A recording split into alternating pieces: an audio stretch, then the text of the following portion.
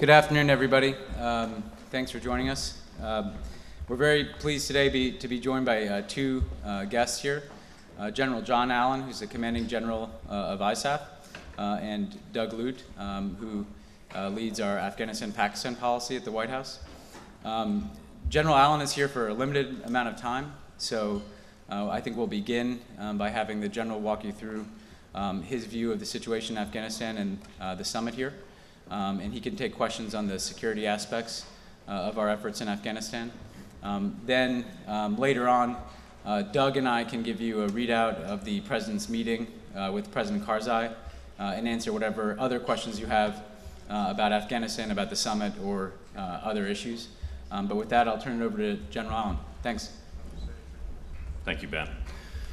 Well, it's good to see you all. I wanted to spend just a couple of moments this afternoon just summarizing my key priorities with respect to the campaign and where we find ourselves now. Those priorities generally revolve around three key points. One is to continue the momentum of the campaign itself, continue to pressure the Taliban. The second priority is to move with all dispatch to accelerate the capacity and the role of the ANSF moving forward in assuming their role in security lead across the country. And the third is to set the conditions for and to support the process of transition as it was envisaged as a roadmap in the Lisbon summit in November of 2010. All of those are complementary. The actions that we are undertaking with respect to the campaign in this coming campaign season are supported by the continued build of the Afghan National Security Forces. We anticipate completing the recruitment of the ANSF, which will be 352,000 troops upon completion. And we expect to do that several months ahead of schedule. That date was originally 1 October. We would anticipate within the next couple of months. We will continue to train and equip and ultimately to field the entire ANSF by the end of 2013. So we'll be approaching a key crossover point in the campaign in 2013, what's known as the milestone 2013, where the ANSF will move into security lead in the context of the counterinsurgency campaign, and where ISAF forces will be supporting that move into the lead, recognizing and noting, however, that combat operations will continue in the country throughout the period of the remainder of the ISAF mission, which will conclude on the 31st of December 2014. We've had a number of key developments in the last several months. The first was the successful signing of two memoranda of understanding with the Afghan government, one on the shift of detention operations from the U.S. government to the Afghan government under Additional Protocol 2 of the Geneva Convention. The second was the memorandum of understanding which moved special operations under the Afghan Constitution and in compliance with Afghan law. Those culminated later with the signing of the Strategic Partnership Agreement by President Obama and President Karzai in Kabul in Afghanistan recently. That has set the conditions for the negotiations to begin in the relatively near future on a bilateral security agreement.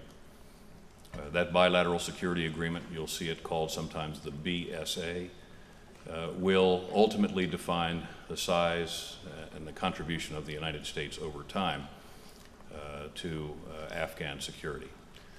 Additionally, during the summer, I think many of you are aware, we will begin the process of recovering the Phase 2 of the President's surge forces, 23,000 troops, which will redeploy from Afghanistan back to the United States by the end of September.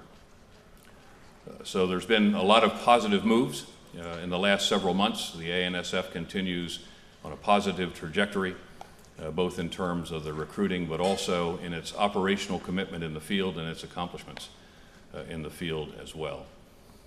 And so with that, let me take your questions. Oscar, General, thanks very much. What do you think about the French insistence to stick to their guns on pulling out combat troops by the end of this year?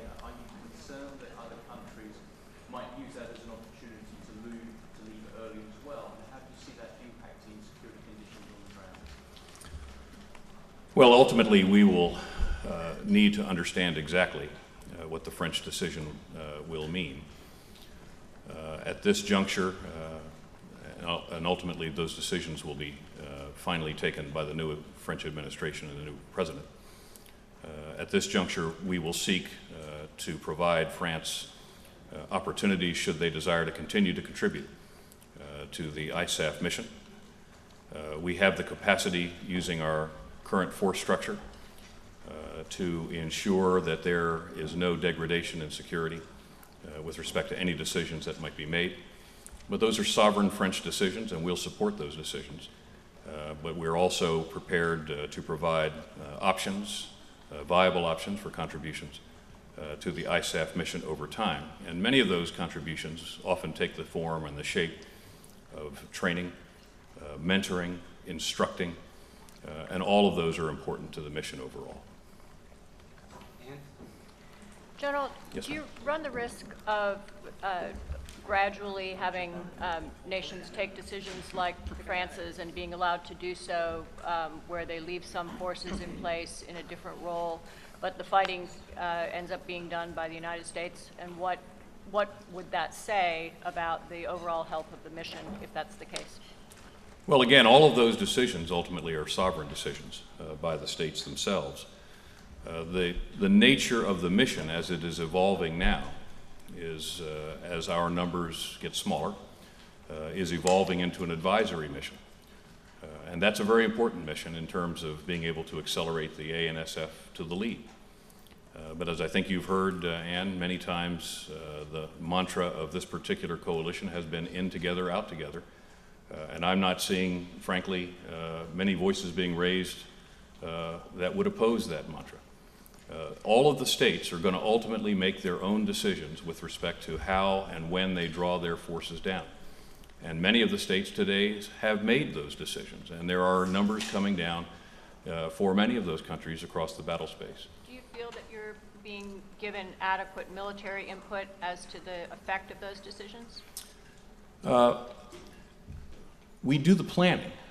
I don't input directly into capitals, but senior national representatives, chiefs of defense, leadership that works through SACEUR and SHAPE, we're in constant conversation about the needs of forces expressed through something called the Combined Joint Statement of Requirements, which is a document that my headquarters publishes, and SACEUR ultimately presents to the leadership of all 50 countries, which details my force generation priorities in order to accomplish this campaign. And those CJ SOARs, they're called, help the countries to understand the kinds of forces that we need and the numbers of forces that we need.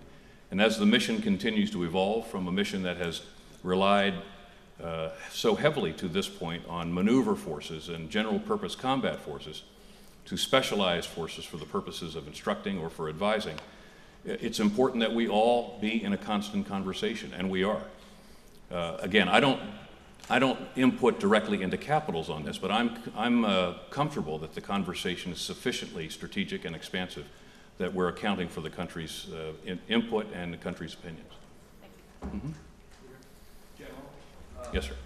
Thank you. To what extent do the so-called inside killings, the attacks by people wearing Afghan uniforms on our and other allied troops that have occurred, and the corruption that's been reported in the Afghan government affect your goals of this mission and your confidence in their government's ability to stand up a military that can defend their own turf?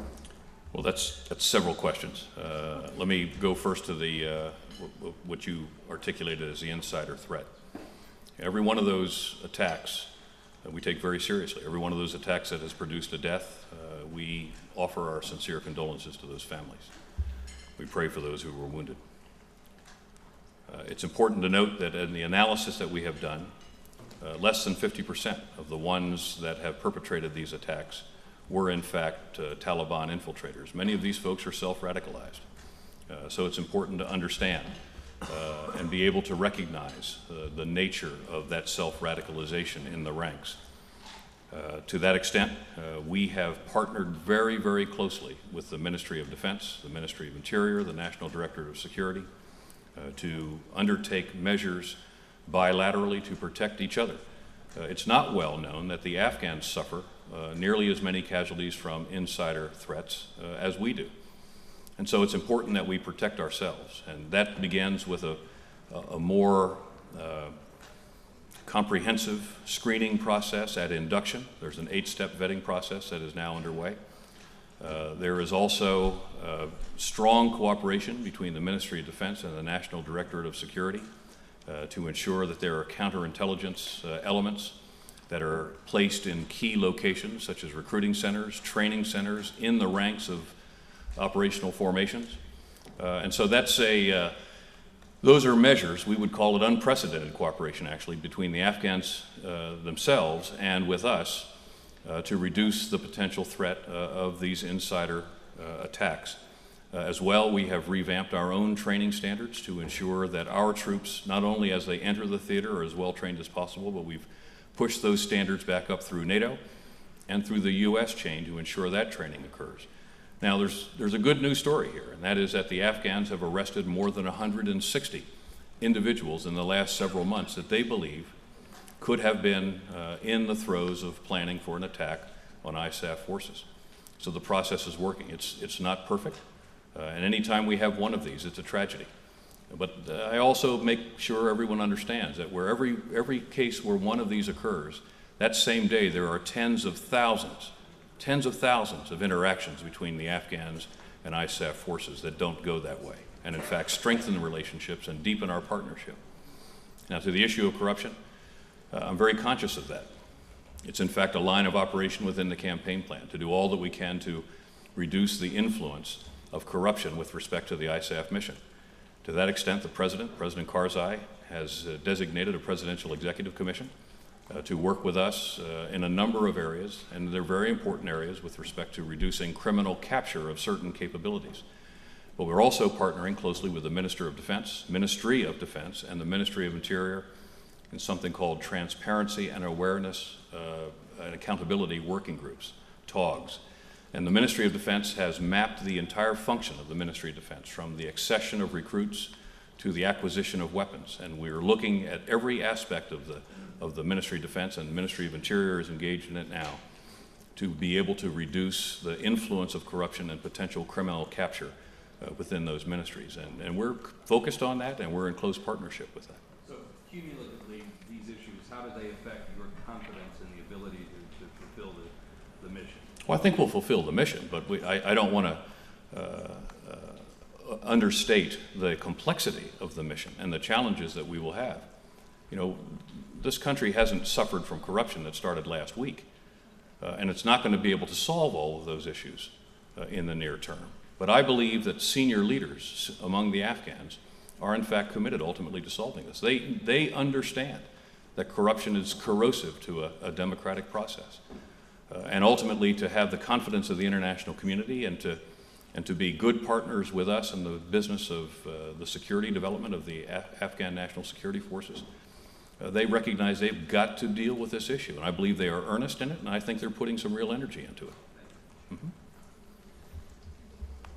Let me ask about the security plan as a whole and the President's decision. Do you think that decision was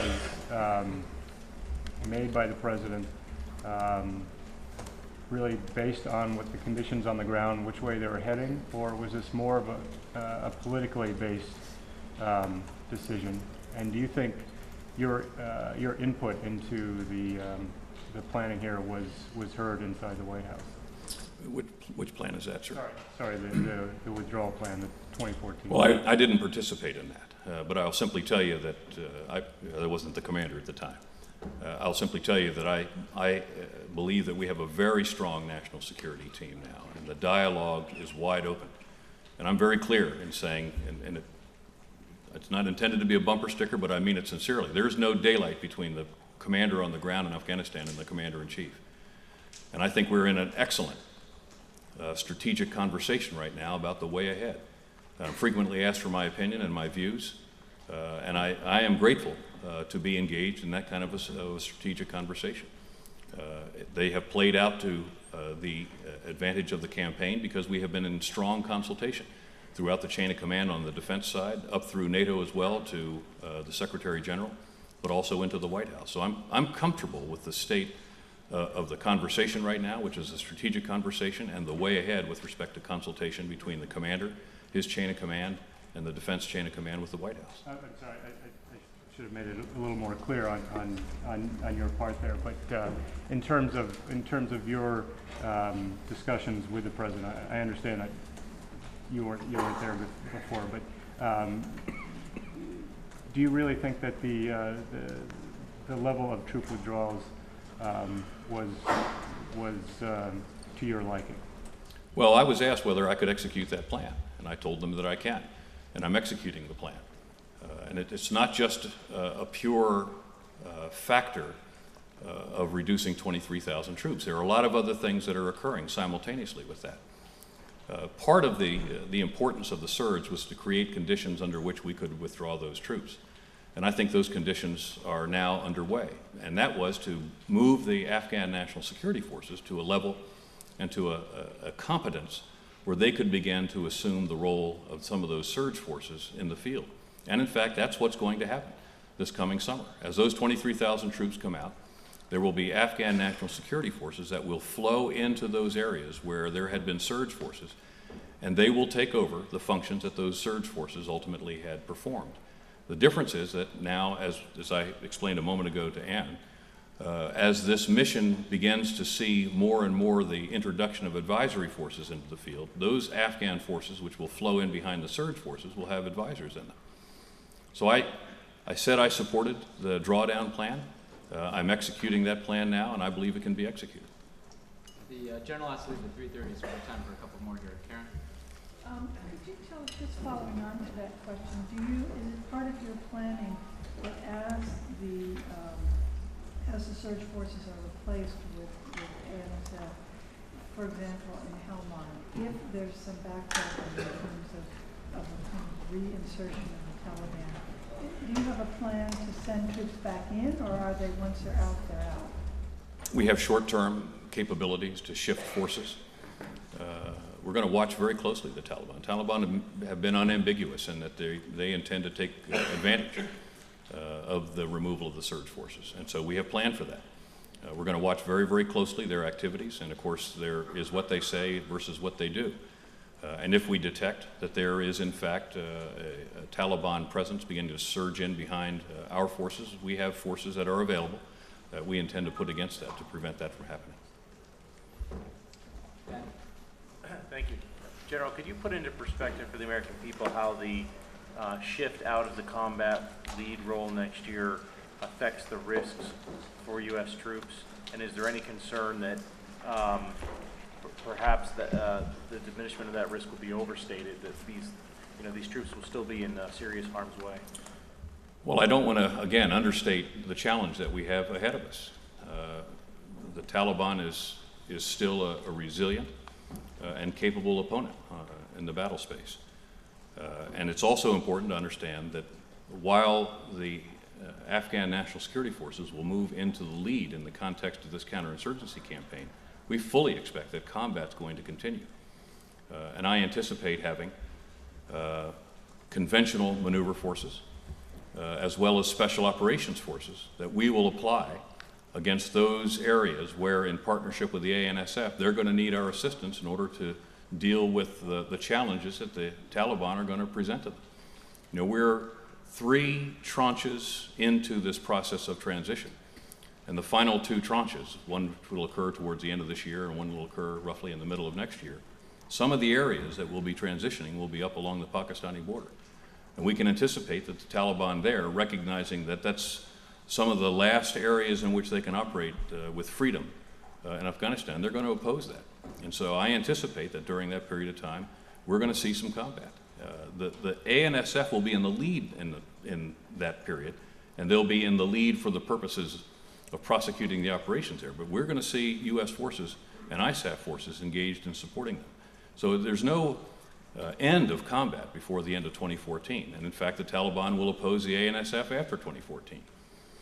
But the difference is, and I think it needs to be clearly explained, that we envisage that the ANSF will move into the lead this milestone 2013 for the prosecution of counterinsurgency, and we'll largely be in support of that.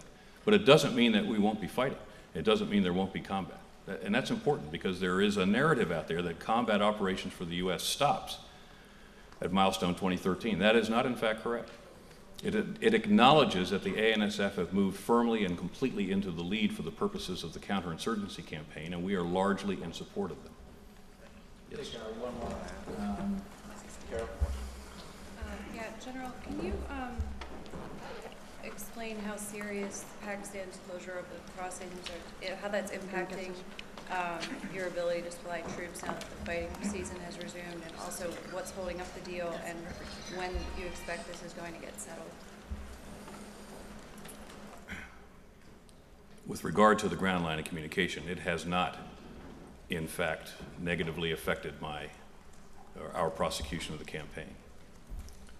Indeed, in some manners, some ways in which we measure our stockage, if you will, of certain capabilities in the battle space, they're higher today than they were when the ground line of communications were closed.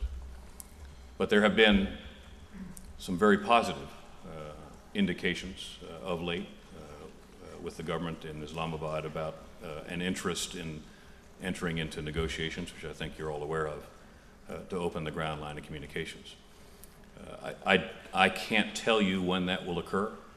Obviously, sooner is better than later, but I can't tell you when that will occur. But I think one of the important realizations of that is that, in fact, we are now talking about it. That we view as being positive.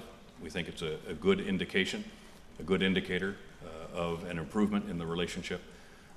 We hope to see that improve even more. I recently had the opportunity to meet with General Kayani and his leadership in Islamabad for 2 days to talk about the future relationship of the trilateral military commands, Pakistani military, the Afghan National Security Forces, and ISAF. It was a very positive conversation, the first time we'd met in about a year. So I think that the trending right now is in a positive direction with respect to a variety of the conversations between Islamabad and ISAF, and Islamabad and Kabul, and Islamabad and the United States. Great. Thanks very much, General. Okay, you bet. Thanks.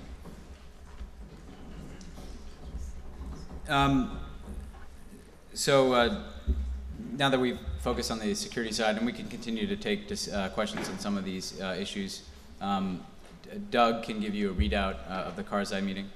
Just from the perspective of the White House and the President on a couple of the issues that came up. On the French question, given the fact that President Obama has just spent a lot of time with President Hollande, we are confident that we can work with the French to ensure that even as they make their own national decisions about their combat forces, that there are, as the General said, additional ways for them to remain a part of the ISAF mission and for them to make contributions to the ISAF mission. And again, you heard the General speak to some of the different options for that around training. But I think there's a broader story, frankly, of alliance unity in sticking with this mission, given the fact that it has been over a decade now, and it's been a very difficult challenge. The fact that we still see so many countries engaged in Afghanistan, and we see countries like Germany and the United Kingdom and Australia and others committing to the long-term sustainment of Afghan national security forces, I think speaks to how seriously NATO takes this.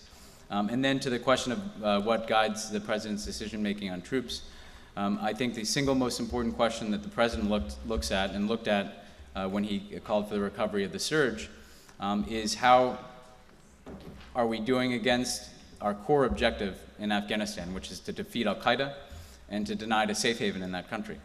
Again, the President has acknowledged that Afghanistan is not going to be a perfect place when we complete our NATO ISAF combat mission in 2014. But we do think that we made good progress against that core objective. He, of course, made the decision to recover the surge in the context of the most devastating blows against al-Qaeda's leadership that we'd seen over the course of the previous 2 years or so. And again, we do believe that we can continue to draw down our forces while making progress against that objective of denying safe haven to al-Qaeda and training up Afghan national security forces, again, that can ensure that threat picture doesn't emerge once more from within Afghanistan. With that, Doug will give you a brief readout of the Karzai meeting, and then we can take your questions on this and other topics. Before talking about the bilat, which was a sort of 75-minute session earlier this morning, let me just add to Ben's last point, to John's earlier comments with regard to the recovery of the surge. A lot of times we miss that the U.S. surge was intended to buy the time and space to build up the Afghan capacity. And so when the president last year at about this time was considering options for recovering the U.S. surge, he judged that against progress on building up the Afghans. And that was a central factor. And in fact, the U.S. surge, and it has enabled now the fielding of about 350,000 Afghans. So in a sense, the U.S. surge of 30,000 enabled the buildup of the Afghans to its current surge strength at 350.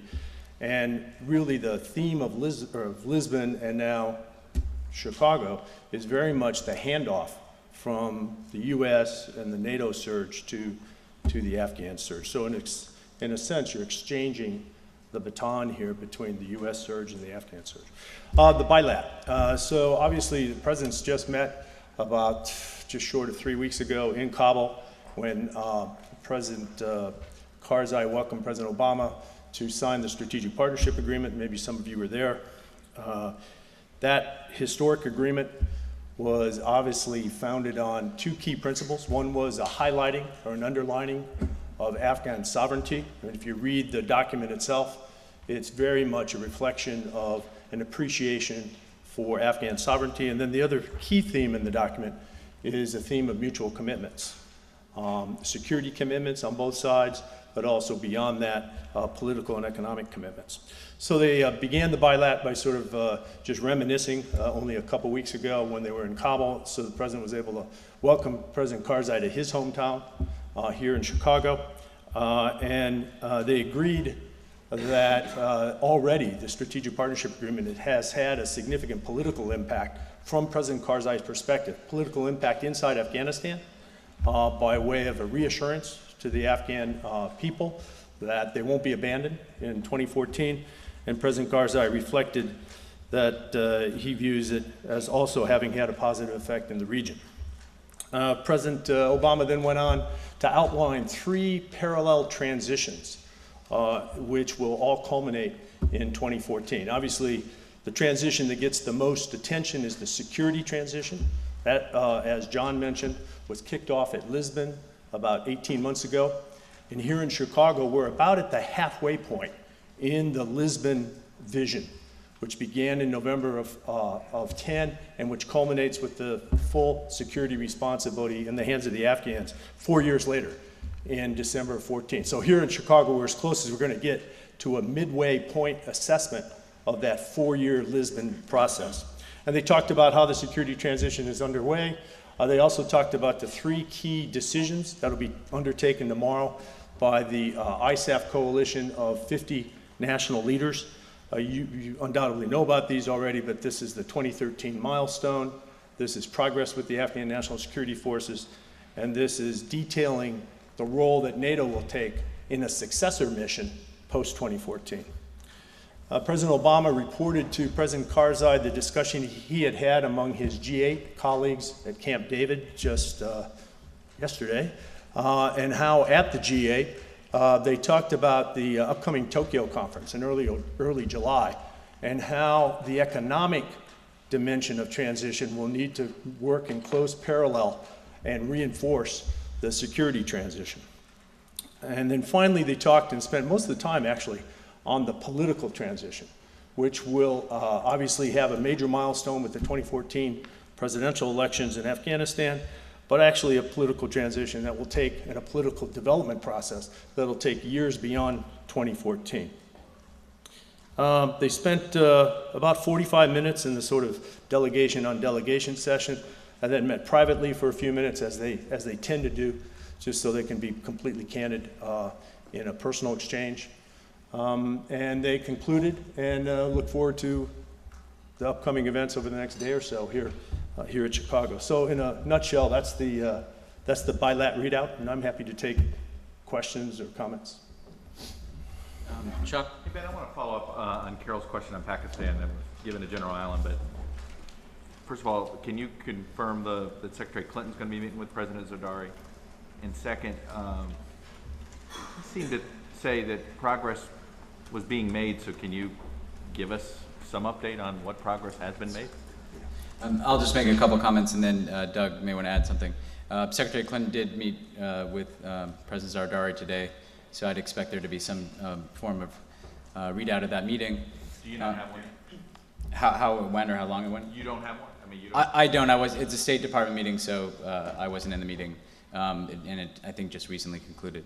What I will say on the supply lines, for instance, is you've seen very positive statements out of Islamabad about wanting to get this done.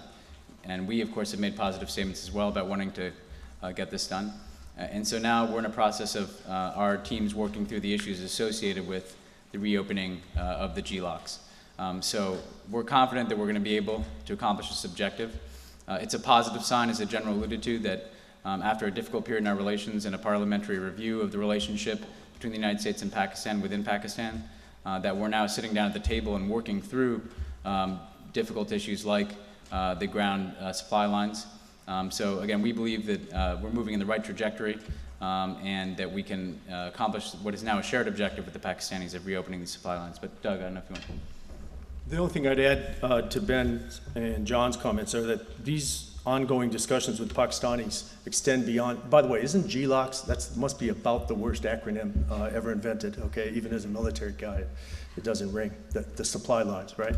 So there are discussions going on there. You couldn't say that if you're still wearing a uniform. No, this shows you that I'm retired, okay? But you have those discussions going on. You've got discussions going on a mill-to-mill basis, especially having to do with operations on both sides of the border. John mentioned his recent visit with General Kiani. You've got discussions going on with Mark Grossman and his counterparts in both Afghanistan and Pakistan on the potential for reaching out to the Taliban. You've got discussions going on with regard to ongoing CT cooperation. So this is a multi-dimensional approach to trying to reset our relationship with Pakistan and get ourselves back to a place that we both agree we need to be, which is a much more cooperative setting. Was there a miscommunication between, did Zardari think by coming here he was going to get a meeting with the president to negotiate this?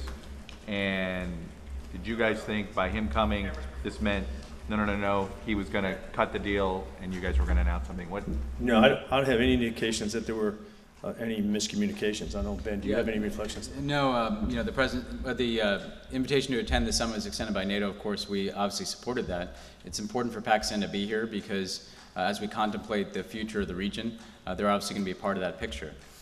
What I would say is, frankly, the types of issues that are being worked through about the reopening of the supply lines are not the type of issues that get hammered out at the presidential level. These are things that, working level negotiating teams sit down and address. So we're confident that can take place. And we're also confident, as General Allen alluded to, that even as we've worked to reopen these supply lines, our northern distribution network through Russia and Central Asia has kept our mission fully sustained and hasn't in any way disrupted our operations. So the reason the president's not meeting with Zardari doesn't have anything to do with the supply line? Or is that... No, we, as I said yesterday when I got this question, the president's got a very full slate of summit meetings that he has to attend. The only bilateral meeting, or two bilateral meetings really, that he did are President Karzai for obvious reasons, given the focus on Afghanistan here, and the Secretary General of NATO, given that it's traditional for the host to make sure that we're aligned with the Secretary General heading into the summit. So they met this morning briefly before the plenary sessions, but we don't anticipate any other bilateral meetings, so we didn't draw that linkage. We're going to continue to work through the issue with the Pakistanis. Let's see, Karen. Can I ask you about the significance of the summer of 2013 date and what that means? And is this something the president wants to highlight in his message here, that combat operations will cease in the summer of 2013? Well, first of all, let me correct the last clause. So combat operations will not cease in the end of 2013, right, in the middle of 2013, although we will establish a milestone, we think, and I'll come back to the milestone. The NATO-led combat operation, combat mission, ISAF, will end the stroke of midnight, December 31st, 2014.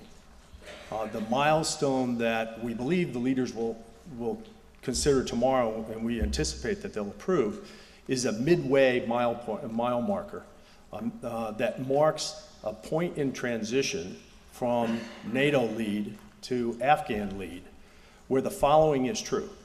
At that point in mid-2013, across all of Afghanistan, so all 34 provinces and 400-odd districts, Afghan security forces will be in the lead. And the remaining ISAF forces will be decidedly in a support role. So the mission doesn't change from combat to non-combat, it shifts from combat to more of a support role. So it's a question of balance in the mission. But John Allen was quite explicit here, and I thought spot on, and that is that after this milestone in 2013, there still will be combat capability in the ISAF force, there'll still be combat authorities, there'll still be an expectation that there'll be combat. But the combat mission ends at the end of ISAF, at the end of 14, if that helps. No. So what Lisbon envisioned was the end point, December 2014. And Lisbon said that at that point in the transition process, the process will be complete. So Afghan security forces will be fully responsible without the NATO backup by December 14. What we're marking, 18 months before that point, is a point where the Afghan security forces are in the lead, but we're still there to substantially support them. So it's a shift in emphasis from NATO-led to Afghan-led, but it's not the end of transition. That doesn't actually happen until December 14. I'd just say one thing to your question of emphasis, Karen. I think the President in Bagram laid out basically a five-part strategy for how you responsibly end the war. And what we want to emphasize is each of these pieces as reinforcing one another. So we have a transition process that, again, is going to move us into a support role in 2013, and then complete transition in terms of ending the combat mission in 2014. Then we have an Afghan National Security Force component to this, and that involves training Afghan National Security Forces, but getting them into the lead. Because in order for them to be prepared on December 31st, 2014, to be fully responsible without any continued combat mission from the United States and ISAF, they need to have had time to be in the lead across the country. We will partner with them in instances where they need our support, but what the 2013 milestone creates is an interim period where they're essentially in the lead but have the ability to call on the support of ISAF troops in their operations. So there's an interconnection between those two pieces of the strategy, a transition process that moves them forward, and then a training process that makes sure that they're prepared to step forward. And then associated with that, an investment in their long-term capability so that we know that after the combat mission is over, there'll be strong Afghan National Security Forces that can carry forward the security of their country. Then, of course, the other components of the plan the President mentioned are the strategic partnership, again, which allows that investment in Afghan National Security Forces and institutions, an ongoing political transition that Doug spoke about that includes reconciliation within Afghanistan, and then, of course, the type of international support that Afghanistan and the region receives. And we've seen that manifested not just in our SPA, but other countries that have reached these types of strategic partnerships with Afghanistan, like Germany, like the United Kingdom, like Australia, so that they know that as they've stood up and taken responsibility for their country, and the NATO ISAF mission is concluded, that they will be able to count on our support for the equipping of their national security forces and for their long-term stability. I think you've got a picture here of the Secretary Clinton, President Zardari bilat. So that's confirmation of the bilat. Visual evidence, and I'm very proud of the video team that was able to pipe this in at the right time. So. General, can you tell us a little bit more about the reconciliation part of the discussions? Did either leader have any new suggestions for how to get that going again a little bit faster? Anything to draw the Taliban back to the table? And relatedly, do you consider the proposal to release Afghan Taliban prisoners from Guantanamo effectively dead? Well, they didn't talk about the tactics of reconciliation, so, you know, particular measures to bring the Taliban back to a particular channel or so forth, nor did they talk about alternative channels, which we know in cooperation with the Afghans, there's outreach to multiple channels. What they did both commit to, though, was the point that Ben just made, which is that reconciliation is one of the essential 5 ingredients. Both of them believe that to get to where we want to be with these multiple transitions 2.5 years from now, we have to have some payoff from reconciliation, that we've got to move forward on this political track of reconciliation. And they both recommitted, and in particular, President Obama committed to supporting fully Afghan-led reconciliation, all with the aim of getting to the point where you can have the Afghan government talking to the Afghan Taliban about the future of Afghanistan. So there was a general recommitment, but they didn't talk about tactics. Did they talk about Guantanamo at all? No, they did not. Two questions. First is that the president said today, quote, "The Afghan war as we understand it is over." General Allen said that there was no daylight between Commander-in-Chief and the commanders on the ground. The scenario you're describing this summer does not sound particularly like the war is over. Can you sort of explain the dissonance between those two? That's not what the president said, Glenn. If you go back and look at what he said with both President Karzai and Secretary General Rasmussen, he said at the end of 2014, the Afghan war, as the United States has known it and participated in it, will be over. So again, I think it's important to understand what we're charting in Chicago is how we get from here to the end of the war. A critical step on the way to that process is us being in a support role across the country and having a mission that is far more about training, advising, and equipping Afghan security forces who are in the lead than us being in the lead for combat operations. But again, we'll continue to partner with them until the end of 2014.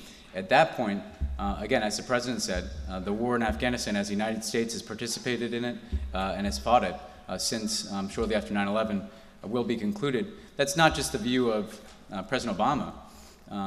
NATO, as an alliance, has set the date of the end of 2014 as the completion of their combat mission in Afghanistan. So I think you have a unity among the allies here that we are planning against a timeline that is firmly set out and that says that on December 31st, or by December 31st of 2014, Afghans will be fully responsible for the security of their country. The ISAF combat mission will be concluded. And frankly, at that point, the future security of Afghanistan is in its own hands, but they can count on, again, our continued support for their security forces going forward. I'm sorry, I asked that question inartfully. What I meant was, in the summer of 2013, if things don't work out as you say, if the Afghan security forces aren't able to stand up, if it turns into a terrible situation and U.S. forces are continuing to have to play a lead role, does anyone anticipate any alteration of the final timetable? And how would things play out over the summer if this arrangement doesn't work out? Well, again, I'd say a couple things. First of all, let's remember what our objective is in Afghanistan. It's to defeat al-Qaeda, deny it a safe haven, so deny it the opportunity to reestablish itself in Afghanistan. That requires not us leaving behind an Afghanistan that is eradicated of any vestige of the Taliban or any vestige of some form of violence. It's leaving behind an Afghanistan that can stand on its own 2 feet and manage its affairs and be a sovereign nation and manage its security. And so that's the goal that we're planning against, and we're confident that we can achieve it and achieve that core objective that led us into Afghanistan, which is to defeat al-Qaeda. Now, as we move forward, the mission that's been defined allows for and is planned for an increase in our support for, an increase in the numbers and capabilities of Afghan national security forces, precisely so they are more capable of getting into the lead. Now, to be clear, this doesn't just happen with a light switch at the 2013 milestone. This is already happening. With the tranches of transition that have been identified already and implemented already, or are in the process of being implemented, 75% of the Afghan population lives in areas where Afghan security forces are already moving into the lead. So it's not going from 0 to 100% at the completion of the 2013 milestone. It's the end of a process. And in this process, we've seen the Afghan security forces be able to manage security incidents on their own and with our support. And then in that interim period between the 2013 milestone and at the end of 14, we'll continue to be there, capable of doing partnered missions with them, continuing to train and advise and assist them. So we believe built into the plan is sufficient capability for us to be in a strong supportive role of the Afghans. But the plan is set and the date is set. The end of 2014 is when this combat mission concludes. What we have is a roadmap to get there in the most responsible fashion that we can, in a way that allows us to achieve our core objective of denying a safe haven. So just to be clear, even if they are not, in your words, able to stand on their own 2 feet, the war, using the president's words, would effectively be over either way. Well, yeah, absolutely, in the sense that our combat mission concludes at the end of 2014. We believe that we've designed this in a way that they will be able to have competent, strong national security forces that can be responsible for the security of their country. We've also committed to support those going forward. And here in Chicago, one of the items that we're addressing, and that will be one of the key outcomes of the summit, is how we sustain our support for Afghan security forces going forward. And you have nations making strong commitments to support and finance Afghan national security forces into the future, beyond 2017. So there will be a continued relationship between Afghan security forces in which they are being equipped, supported, trained by the United States and some of our other allies, which is a significant asset for them as they are moving forward and taking responsibility for the security of their country. The only point I'd highlight is Ben's point. Look, this has been happening almost without our noticing it. So since Lisbon, the transition which kicked off the transition process, it's been underway over the course of the last 18 months. And as Ben said, President Karzai just announced what's called the third tranche, or the third set of geographic entities, provinces and so forth, which accounts for 75% of the population. So this is going on now. In the portions that are in the areas where transition is underway now, we have not seen a dramatic uptick in violence. And what we have seen is that the Afghan security forces, both Army and police, have actually surprised us a bit, and maybe surprised themselves a bit by their ability to handle this. Now, admittedly, as you might expect, the early transition areas were the ones more ripe for transition. And we're getting now into some tough areas. So the next year, 6 months to 12 months in the transition process will be telling. But we planned this so that in a very deliberate way, our surge is handing off the fight to the Afghan surge. And we wouldn't have planned it that way if we didn't think it was viable. We'll go to Kristen. We got time for one, I think one or two more here. Thank you. Can you update us on the efforts to secure monetary commitments from other countries to fund the Afghan security forces? So one of the key goals out of the Chicago conference on the Afghanistan side was to arrive at a vision for the ANSF beyond 2014, so beyond transition, which has two key qualities: that it's sufficient to the task and it's sustainable. And by sustainable, we mean the sum of the Afghan contribution, our contribution, and contributions from the rest of the international community. So as we assess that adjective, sustainable, we're in a place today where we believe we made substantial progress against the overall monetary goal. And given that this kicks in 2015, that we're well within reach of meeting our sustainment goal. So yeah, we have quite a bit of confidence, and we've been, actually, this is a very concrete evidence of the kind of international cohesion and resilience that you have, even at the 10-year mark in this coalition. So we have good confidence. Can you define substantial progress in terms of a percentage of how much you've secured in relation to how much you need, and how much has the crisis in Europe complicated efforts? I think the financial economic crisis in Europe certainly plays a role, but I'll also tell you that many of the sort of top 10 contributors to this financial effort come from countries where there's financial strife. So look, we understand that. Again, I think it speaks to the level of commitment that even in these tough financial times, these leaders are willing to take make the political commitment to fund the Afghan security forces. They all, in my view this as as a reinforcement of the investment that they've made in the Afghan National Security Forces over the last 10 years. And this sustainment cost is really just a premium that they're paying to secure that investment out into the future. And we are, I don't have the running dollar count. I mean, in fact, there's a very complicated matrix. It changes all the time. But we are very, very close to attaining our full goal. I'd just say one more thing on that. Just to give you an example, Kristen, the Germans, who are obviously at the center of the issue in the Eurozone, recently made a commitment of 150 million euro, so nearly $200 million, to the sustainment of the Afghan National Security Forces. We've seen commitments from similar commitments from other European countries. The United Kingdom made a significant commitment. So even in the context of that financial crisis in Europe, those countries have stepped forward in a particular way. We'll take a last one in the back there. Thank you. Ben, could you tell us, maybe recount, how close are we to getting that 1.3 billion in commitments? We're certainly far along the way there. I don't have a specific dollar number for you, in part because nations are continuing to make commitments throughout the course of the meeting here, so we can keep you updated on that. But again, I think we are far along on the path to achieving that objective, keeping in mind that this is for funding of Afghan national security forces beyond 2014 and into beyond 2017 even. So this is far in the future. We have time to continue to close out this account, but what this summit has done is allowed leaders to come together around what the size and scope of the ANSF that they want to support will be. And with that target of an ANSF that we want to support on the other end of transition, we are then able to go out and put together contributions from different nations to achieve the objective.